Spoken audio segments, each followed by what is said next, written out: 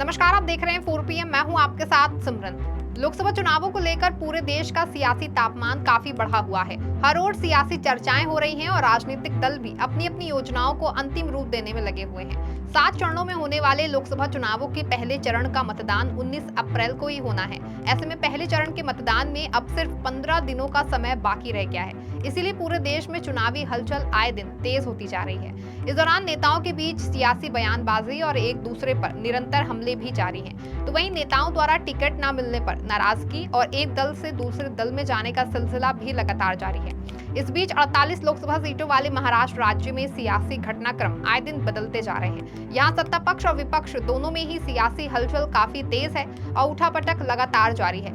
यही वजह है कि अब तक ना तो सत्ता पक्ष के गठबंधन महायुति में सीट बंटवारे पर औपचारिक ऐलान हो पाया है और ना ही विपक्षी गठबंधन महाविकास अघाड़ी में अब तक सीट बंटवारे पर बात पक्की हो पाई है। तभी भले ही दोनों ही तरफ से ऑल इज वेल होने की बात कही जा रही है, लेकिन अब तक औपचारिक ऐलान ना होना ये दर्शाता है कि दोनों ही तरफ से सब कुछ सही तो नहीं है। इस बीच महाराष्ट्र में कांग्रेस के अंदर भी लगातार हलचल बनी हुई है। दरअसल कांग्रेस में अंदरूनी कलह भी पनप रही है और इसकी एक झलक तब भी देखने को मिली जब कांग्रेस के वरिष्ठ नेता संजय निरुपम ने टिकट न मिलने पर नाराजगी जताई थी और कांग्रेस के शिवसेना यूबीटी के दबाव में होने की बात कही थी। इसके बाद वो लगातार अपनी ही पार्टी पर हमलावर रहे थे। इसके बाद से ही ये कयास लगाए जा रहे थे कि संजय निरुपम को लेकर कांग्रेस कुछ बड़ा फैसला ले सकती है और संजय निरुपम भी कांग्रेस से नाराजगी के चलते भाजपा या किसी अन्य दल का दामन थाम सकते हैं। इन तमाम कयासों के बीच कल पहली महाराष्ट्र कांग्रेस की ओर से संजय निरुपम को पार्टी से निकालने का प्रस्ताव पास करने की पार्टी आलाकमान को दिल्ली भेजा गया। इसके बाद पहले कांग्रेस ने संजय निरुपम को स्टार प्रचारकों की सूची से बाहर किया। इसके बाद कांग्रेस अध्यक्ष मल्लिकार्जुन खड़गे की स्वीकृति से संजय निरुपम को पार्टी विरोधी गतिविधियों के चलते 6 साल के लिए पार्टी से निष्कासित कर दिया। इस तरह से ये साफ हो गया है कि अब संजय निरुपम जल्द ही कुछ आगे फैसला लेंगे और संभव है कि भाजपा या शिंदे की शिवसेना का दामन थाम सकते हैं। कांग्रेस के निष्कासन के बाद संजय निरुपम ने तुरंत ही ट्वीट कर कांग्रेस पार्टी पर करारा हमला बोलते हुए कहा था कि पार्टी को अपनी स्टेशनरी ऊपर खर्च नहीं करनी चाहिए। इस दौरान संजय निरुपम ने यह भी दावा किया था कि पार्टी ने उन्हें नहीं निकाला, बल्कि पहले उन्होंने अपना इस्तीफा पार्टी को दिया। इसके बाद पार्टी ने दिखाने के लिए मेरे निष्कासन का ये लेटर जारी किया है। संजय निरुपम ने दावा किया कि पार्टी की ओर से ऐसा उनकी ओर से पहला इस्तीफा भेजने के बाद किया गया। पार्टी को कार्रवाई के लिए A4 साइज का पेपर बर्बाद करने की जरूरत नहीं थी। इससे पहले अनुशासनहीनता और पार्टी विरोधी बयानों की शिकायतों के बाद कांग्रेस अध्यक्ष मल्लिकार्जुन खड़गे ने बुधवार देर शाम निरुपम को तत्काल प्रभाव से 6 साल के लिए पार्टी से निष्कासित करने का फैसला किया था। इसके बाद गुरुवार सुबह मुंबई कांग्रेस के पूर्व प्रमुख निरुपम ने एक्स पर कहा कि ऐसा लगता है कि कल रात मेरा इस्तीफा पत्र मिलने के तुरंत बाद उन्होंने मेरा निष्कासन जारी करने का फैसला किया। ऐसी तत्परता देखकर अच्छा लगा।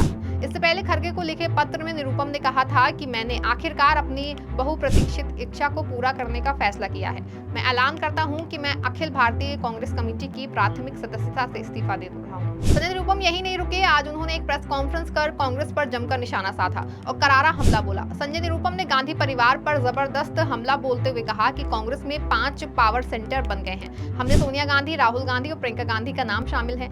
उन्होंने कहा कि कांग्रेस पार्टी वैचारिक रूप से बिखर गई है और दिशाहीन हो गई है। कांग्रेस पार्टी में इस समय टकराव चल रहा है। उन्होंने कहा कि गांधी के सेक्युलरिज्म को लेकर नेहरू ने अडॉप्ट किया है। नेहरू के धर्मनिरपेक्षता से धर्म ही गायब है। निरुपम ने कहा कि कांग्रेस पार्टी में भगवान राम के प्रति लोगों की आस्था पर ही सवाल खड़े कर दिए थे। पूर्व कांग्रेस नेता ने आगे कहा कि बची कुची शिवसेना के नेता 2 दिन पहले दिल्ली गए थे और वहां बीजेपी को भ्रष्ट जनता पार्टी कहा था। अगर वो सोचते हैं कि फिर भ्रष्टाचारी को हमारी सीट पर टिकट क्यों दिया। उन्होंने कहा कि मेरे क्षेत्र में खिचड़ी चोर को उम्मीदवार बना दिया है। बता दें कि उद्धव गुट ने मुंबई उत्तर पश्चिम सीट से अमोल कीर्तिकर को उम्मीदवार घोषित किया है। ईडी ने कोविड खिचड़ी घोटाले के संबंध में अमोल कीर्तिकर को समन जारी किया है। संजय निरुपम ने आगे कहा कि अब सवाल उठता है कि कांग्रेस ऐसा क्यों कर रही है। दरअसल कांग्रेस आज बिखरी हुई पार्टी है। वैचारिक तौर पर दिशाहीन तो सब पता ही रहे हैं। पहले एक पावर सेंटर हुआ करता था, बाकी उसके दरबारी होते थे। आज कांग्रेस में 5 पावर सेंटर हैं, उनकी अपनी लॉबी और कोकस है। आज आपस में टकराव होते रहते हैं। इसमें मेरे जैसे आम कार्यकर्ता तकलीफ में रहते हैं। निरुपम ने आगे नाम लेते हुए कहा कि आज कांग्रेस में सोनिया गांधी, राहुल गांधी, प्रियंका गांधी, मल्लिकार्जुन खड़गे और केसी वेणुगोपाल एक पावर सेंटर बन गए हैं। निरुपम ने आगे कहा कि खड़गे के करीबियों के पास कोई अनुभव नहीं है और बड़ी बड़ी बातें करते हैं। वो अचानक करीब आकर गलत बातें बोलते हैं। वेणुगोपाल क्या बोलते हैं किसी को समझ में नहीं आता। कांग्रेस ने लॉबियों के बीच टकराव चल रहा है। कांग्रेस में नेताओं की परेशानी बढ़ती जा रही है। अंततः मेरा धैर्य टूटा और आज आपके सामने बैठे हैं। कार्यकर्ताओं में निराशा गहरी होती जा रही है। कांग्रेस बार बार कहती है कि हम धर्मनिरपेक्ष पार्टी हैं। कांग्रेस को गांधी जी लेकर आए थे। कांग्रेस पार्टी पर निशाना साधते हुए संजय निरुपम ने कहा कि गांधी जी के सेक्युलरिज्म में किसी धर्म का विरोध नहीं है, इसे नेहरू ने अडॉप्ट किया, लेकिन उनके सेक्युलरिज्म में धर्म का ही विरोध है और धीरे धीरे ये लोगों की नसों में चला गया। लेकिन सारी विचारधाराओं की एक लिमिट होती है और बाद में वो खत्म हो जाती है।